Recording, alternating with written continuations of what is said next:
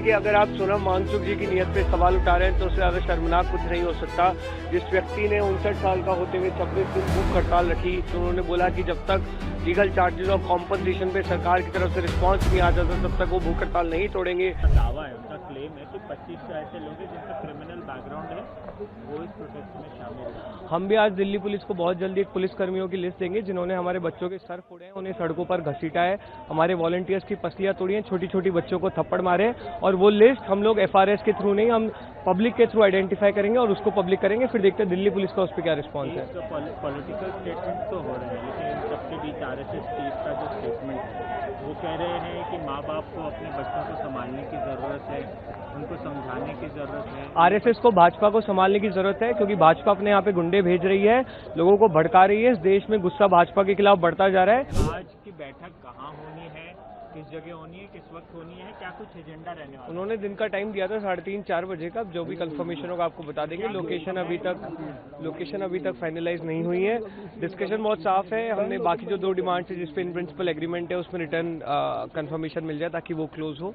और धर्मेंद्र प्रधान पे हमें क्लैरिटी चाहिए कि आप इस्तीफा लेंगे या नहीं लेंगे, हाँ या ना में अब जवाब चाहिए, क्योंकि अब इसमें विचार का कोई बहुत स्कोप नहीं है। सोनम जी ने एक लंबा चौड़ा वीडियो भी पोस्ट किया। उन्होंने कहा कि जिस प्रकार से उनका क्रिटिसिज्म किया जा रहा है वो उनसे व्यथित है।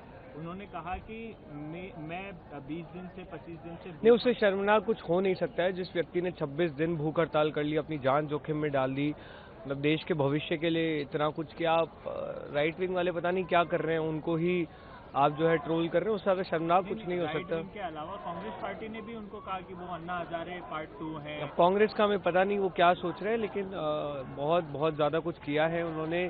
जाते जाते भी नेगोशिएट करके गए हैं कि लीगल केस ना हो, कॉम्पनसेशन मिले। तो पता नहीं, सोनम जी के व्यक्तित्व पे सही सवाल उठाना सही बात नहीं है। अच्छा, ये कब तक चलते रहेगा, आपको उम्मीद है? प्रधान जी से पूछिए सवाल, हमसे मत पूछिए। अभी तक ऐसा कोई मूवमेंट हुआ नहीं है। कल की मीटिंग में कॉम्पनसेशन और लीगल केसेस को लेके पॉजिटिव आंसर आया था, इन प्रिंसिपल एग्रीमेंट मिला था। हमें उम्मीद है कि आज वो रिटर्न एग्रीमेंट भी मिलेगा। लेकिन जो मेन डिमांड है धर्मेंद्र प्रधान का इस्तीफा, उसको लेकर कभी तक कोई ठोस डिसीजन नहीं आया है।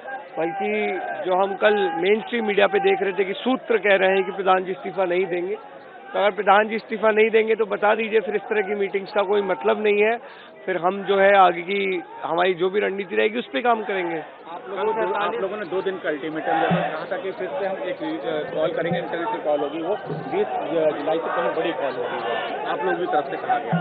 नहीं, बिल्कुल, अगर आप सरकार एकदम हट पर बैठी है, जब पूरे देश को सिर्फ धर्मेंद्र प्रधान का इस्तीफा चाहिए और आप कह रहे हैं कि इस्तीफा नहीं देंगे, वो तो आसान काम है। अरे भाई, आसान काम है तो आसान काम पहले करो, मुश्किल काम बाद में करना। लेकिन अगर सरकार इस तरह से अपना रवैया रखेगी तो फिर हमें भी टफ डिसीजंस लेने पे मजबूर होना पड़ेगा। एनटीए ने 47 अधिकारियों को ट्रैक किया है, आप लोग इससे खुश हैं? अब वो कौन से 47 अफसरों को सैक किया है, किस इंटेंशन से किया है, वो सारी डिटेल्स हमें देखनी पड़ेंगी। लेकिन हम अगेन जैसा कि बात कर रहे हैं, the ultimate accountability is with the education minister of this country, because he is directly responsible for all the paper leak, all the students who committed suicide after NEET paper got leak. तो उनको इस्तीफा देना पड़ेगा।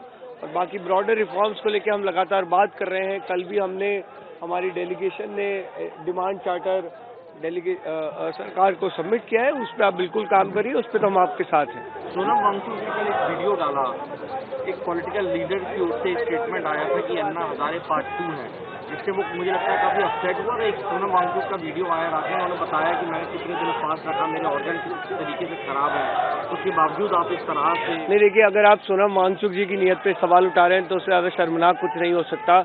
जिस व्यक्ति ने 59 साल का होते हुए 26 दिन भूख हड़ताल रखी, कई दिनों से हम लगातार उनसे रिक्वेस्ट कर रहे थे कि अपनी भूख हड़ताल समाप्त कर दीजिए, बट उन्होंने बोला कि जब तक लीगल चार्जेस और कॉम्पनसेशन पे सरकार की तरफ से रिस्पांस नहीं आ जाता तब तक वो भूख हड़ताल नहीं तोड़ेंगे। पुलिस ब्रुटैलिटी को लेकर इतना ज्यादा परेशान थे। आप उन व्यक्ति की नीयत पे सवाल उठा रहे हैं, तो अब इसके बाद हम और क्या बोलें।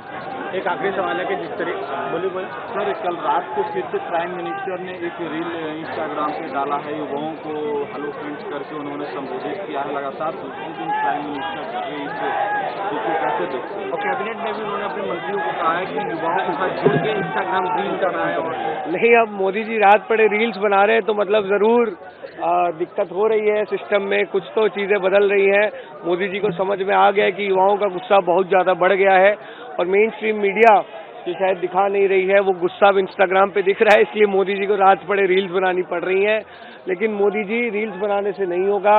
जो आप स्ट्रिक्ट एक्शन की बात कर रहे थे वो स्ट्रिक्ट एक्शन लीजिए और स्ट्रिक्टेस्ट एक्शन है धर्मेंद्र प्रधान का इस्तीफा, वो करिए, उसके बाद आप रील्स बनाइए, कोई दिक्कत नहीं है, हम भी आपकी रील्स शेयर करेंगे। लेकिन एक और सवाल है कि आरएसएस के मोहन भागवत ने कहा है कि सरकार को युवाओं से बात करनी चाहिए, जब तक संवाद नहीं होगा समाधान नहीं निकलेगा।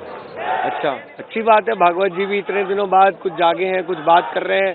सरकार युवाओं से बात कर रही है, अभी करना शुरू की है, अब थोड़ी सी बात और मान भी लीजिए हमारी और धर्मेंद्र प्रधान को बर्खास्त कीजिए। लेकिन 20 तारीख से जिस तरह के आपने कहा कि फिर से बड़ी कॉल होगी, जो 20 तारीख को हिंसा हुई थी, क्या 20 तारीख को हिंसा नहीं हुई थी, 20 तारीख को पुलिस द्वारा बर्बरता की गई थी, हमारे बच्चों को मारा गया था, पीटा गया था, घसीटा गया था सड़कों पे, छोटी छोटी बच्चियों को मोलेस्ट किया गया था। हमारे वॉलंटियर्स जो क्राउड मैनेज करने में हेल्प कर रहे थे उनकी पसलियां तोड़ी गई थी, तो हिंसा कुछ नहीं हुई थी, बहुत शांत लोग हैं। आप अभी भी देखिए जंतर मंतर भरा हुआ है 4 दिन से, एक हिंसा का आपने कोई यहाँ पे इंस्टेंस बता दीजिए, शांति से यहाँ पे लोग बैठे हुए हैं।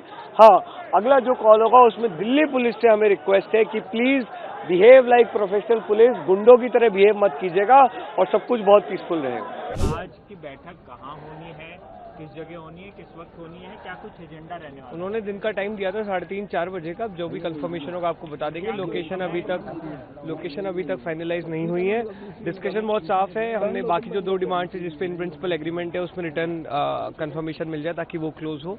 और धर्मेंद्र प्रधान पे हमें क्लैरिटी चाहिए कि आप इस्तीफा लेंगे या नहीं लेंगे, हाँ या ना में अब जवाब चाहिए, क्योंकि अब इसमें विचार का कोई बहुत स्कोप नहीं है। सोनम जी ने एक लंबा चौड़ा वीडियो भी पोस्ट किया, उन्होंने कहा कि जिस प्रकार से उनका क्रिटिसिज्म किया जा रहा है वो उनसे व्यथित है।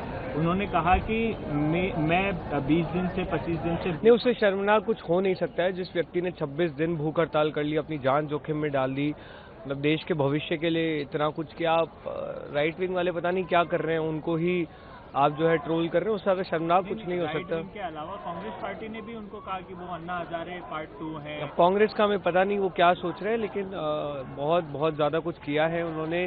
जाते जाते भी नेगोशिएट करके गए हैं कि लीगल केस ना हो, कॉम्पनसेशन मिले। तो पता नहीं, सोनम जी के व्यक्तित्व पे सही सवाल उठाना सही बात नहीं है। अच्छा, ये कब तक चलते रहेगा, आपको उम्मीद है? प्रधान जी से पूछिए सवाल, हमसे मत पूछिए। दावा है, उनका क्लेम है कि 25 ऐसे लोग हैं जिनका क्रिमिनल बैकग्राउंड है, वो इस प्रोटेस्ट में शामिल है। हम भी आज दिल्ली पुलिस को बहुत जल्दी एक पुलिस कर्मियों की लिस्ट देंगे जिन्होंने हमारे बच्चों के सर फोड़े हैं, उन्हें सड़कों पर घसीटा है, हमारे वॉलंटियर्स की पसलियां तोड़ी हैं, छोटी छोटी बच्चों को थप्पड़ मारे, और वो लिस्ट हम लोग FRS के थ्रू नहीं, हम पब्लिक के थ्रू आइडेंटिफाई करेंगे और उसको पब्लिक करेंगे, फिर देखते हैं दिल्ली पुलिस का उस पर क्या रिस्पॉन्स है।